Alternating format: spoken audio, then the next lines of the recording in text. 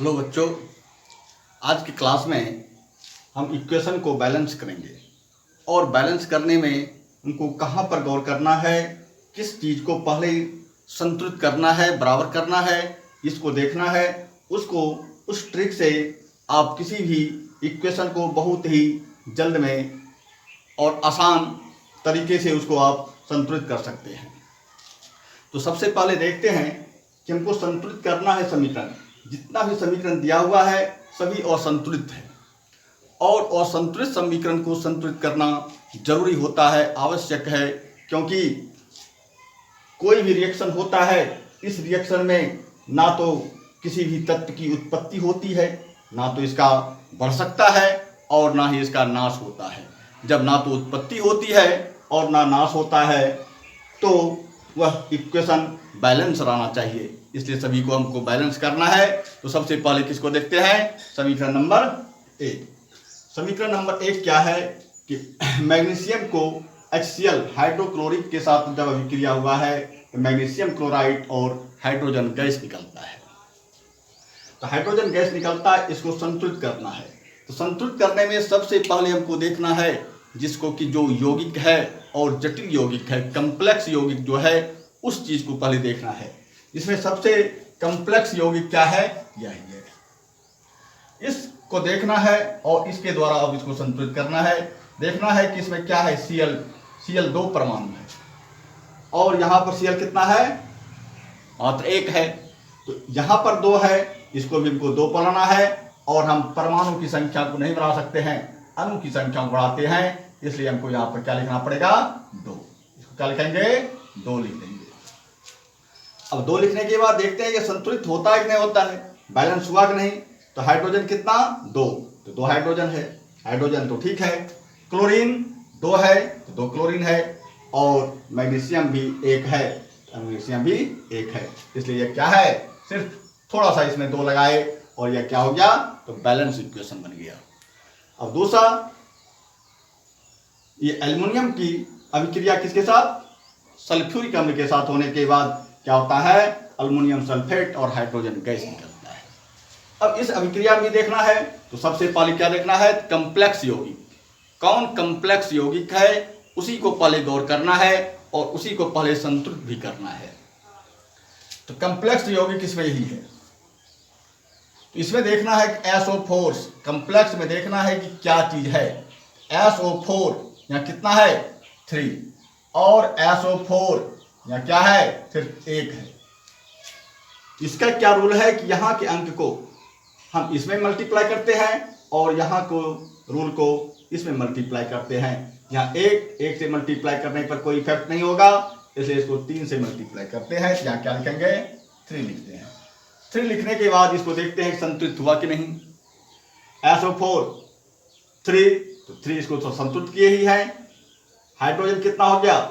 3 दूनी 6 हाइड्रोजन है यहाँ। जब 6 हाइड्रोजन है, इधर भी 6 होना चाहिए, है कितना? 2। हमको यहाँ 3 से गुणा कर देना है। अब अल्युमिनियम कितना है? यहाँ 2 है और यहाँ अल्युमिनियम 1 है, यहाँ 2 कर देना है। तो सबसे पहले हम कम्प्लेक्स को करते हैं, इसके बाद जिसको जितना आवश्यकता है उतना बैठा दीजिए। यह एकदम मिनटों में, सेकंडों में यह संतुलित हो जाएगा, बैलेंस हो जाएगा। अब इक्वेशन नंबर 3 को देखना है, इक्वेशन नंबर 3 को देखना है और 3 में क्या करना है, इसमें भी देखना है कि सबसे पहले क्या है? OH हाइड्रोक्सिक जो है, इसमें 2 गो है, 2 परमाणु है, लेकिन अल्युमिनियम के साथ कितना हाइड्रोक्सिल है? 3 परमाणु। इसका मल्टीप्लाई इसके साथ, यहाँ पर 3 है, यहाँ 3 से मल्टीप्लाई कर दीजिए।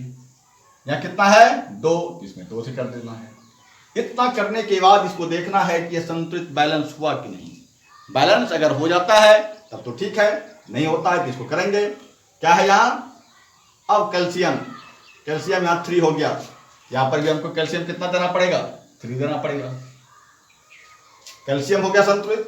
अब क्लोरीन को देखना है, तो क्लोरीन कितना है यहाँ? 3 दूनी 6, लेकिन यहाँ क्लोरीन कितना? यहाँ क्लोरीन 3 है, इसको 6 पुराना है, इसलिए यहाँ 2 से गुणा कर देना है। अब अल्युमिनियम 2, क्लोरीन 6, तो क्लोरीन 6 कैल्शियम 3 तो कैल्शियम 3, हाइड्रोक्सिल 2, 3 दूनी 6, यहां पर भी 3 दूनी 6, हाइड्रोक्सिल भी 6 हो गया। अब चौथे इक्वेशन को देखते हैं। इस प्रकार किसी भी तरह का इक्वेशन रहेगा, कितना भी कम्प्लेक्स इक्वेशन है, बहुत ही कम्प्लेक्स है, लेकिन इस तरीके से आप आसानी से सभी को संतुलित कर सकते हैं, बैलेंस कर सकते हैं। सबसे पहले इसको कम्प्लेक्स यौगिक को देखना है। अब 4 में क्या है, तो 4 को देखना है, और 4 क्या है तो इसमें देखना है। यहां क्या है, NO3, NO3 यही कम्प्लेक्स। NO3 यहां 2 है, यहां क्या होगा, यहां 1 है। NO3 कितना है, 1 है। तो इस अंक को इसके साथ मल्टीप्लाई करना है, इस अंक को इसके साथ मल्टीप्लाई करना है। इसके बाद मिलाना है। हाइड्रोजन कितना, हाइड्रोजन हो गया यहां पर 2 और यहां 2, 2 2 4 हाइड्रोजन है, और इधर हाइड्रोजन कितना है 2, यहां पर 2 लगाना है। इसके बाद पुनः बढ़ते हैं। कैल्शियम 1 तो कैल्शियम 1, हाइड्रोक्सिल यहां 2 को है, यानी O कितना 2 को यहां, और 6 को यहां, 8 कितना है 8, तो 6 यहां है, 3 दूनी 6, और यहां 2। यहां जब अंक रहता है यह पूरे यौगिक में काम करता है सभी के लिए, H के लिए भी 2 और O के लिए भी 2, तो 3 दूनी 6 ऑक्सीजन और 2 ऑक्सीजन 8 ऑक्सीजन, ये ऑक्सीजन भी पूरा जाता है, इसलिए क्या हो गया, ये इक्वेशन बैलेंस इक्वेशन हो गया। अब इधर के थोड़ा सा देखते हैं अब पांचवें इक्वेशन को। पांचवें इक्वेशन में क्या है, Pb3O4 प्लस HCl, और बना क्या है PbCl2 क्लोरीन और H2O बना है। तो इस समीकरण को देखना है सबसे पहले कम्प्लेक्स मेरा क्या है, यही है, यह इक्वेशन क्या है तो कम्प्लेक्स इक्वेशन में आता है। अब Pb इधर कितना है तो 3 है, तो Pb 3 है, तो सबसे पहले हमको यहाँ 3 करना है, इधर भी Pb को क्या करना है तो 3 करना है। अब यह Pb जब 3 होता है तो क्लोरीन कितना हो जाएगा, तो क्लोरीन हो जाएगा 3 दूनी 6 और 2 8, क्लोरीन कितना 8 हो जाता है। इधर भी क्लोरीन को हमको 8 करना है, 8 क्लोरीन हो गया। अब 8 क्लोरीन होने के बाद अब देखते हैं हाइड्रोजन भी 8 हो गया, तो हाइड्रोजन 8 हो गया और क्लोरीन भी 8, कारण क्लोरीन तो संतुलित होता है, लेकिन हाइड्रोजन यहाँ 8 है और वहां हाइड्रोजन 2 है, तो 4 से मल्टीप्लाई करना पड़ेगा। 8 हाइड्रोजन हो गया, और कितना है ऑक्सीजन भी 4, और यह हो गया बैलेंस इक्वेशन। अब 6 नंबर का है, यह जो हम लोग एलपीजी गैस जो जलाते हैं उसकी अभिक्रिया है। एलपीजी गैस जो जलता है उसका अभिक्रिया है, और वह ऑक्सीजन के साथ जलता है, और कार्बन डाइऑक्साइड जल और पर्याप्त ऊष्मा देता है, पर्याप्त ऊष्मा निकलता है, और इसको अब संतुलित करना है। तो सबसे पहले इसको देखना है कि कार्बन कितना है 4, कार्बन कितना है 4, तो कार्बन यहाँ 4 है, तो कार्बन यहाँ स्पेशल 4 में नहीं है, और यहाँ क्या है O के साथ लगा हुआ है। जब O के साथ कार्बन लगा रहे तो क्या करना है, O का जो अंक है, O का जो परमाणु है यानी 2, और कार्बन का जो परमाणु है, इस दोनों का मल्टीप्लाई करने के बाद जो आएगा वही अंक यहाँ आएगा। तो 2 को 4 से मल्टीप्लाई करेंगे 8 आएगा, कितना आ गया 8। अब कार्बन हो गया यहाँ 8, यहाँ कार्बन तो 4 ही है, इसलिए इस कार्बन को भी हमको 8 करना है, जिससे यहाँ पे क्या लगाएंगे 2 लगाएंगे। अब यहाँ 2 लग गया, तो हाइड्रोजन कितना हो गया 10 दूनी 20, हाइड्रोजन कितना हो गया 20 हाइड्रोजन हो गया। जब 20 हाइड्रोजन होता है इधर भी हाइड्रोजन को हमको 20 पुराना है, 2 है यहाँ 10 लगाना है, 10 दूनी 20 हाइड्रोजन हो गया। अब ऑक्सीजन देखना है, ऑक्सीजन कितना है, तो ऑक्सीजन देखना है, ऑक्सीजन यहाँ कितना है, यहाँ ऑक्सीजन है 10 और यहाँ है 16, यहाँ कितना है 16, 16 10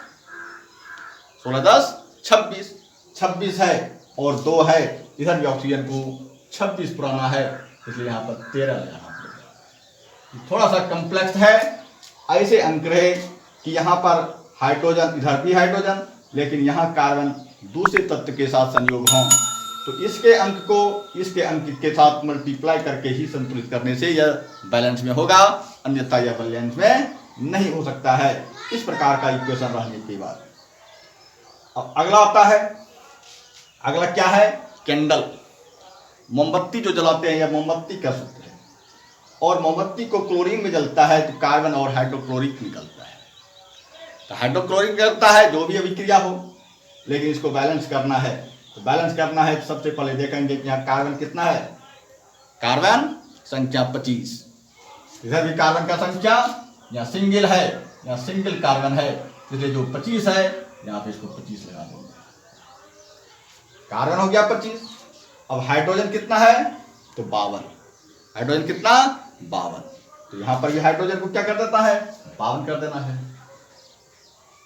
52 हाइड्रोजन इधर भी हो गया।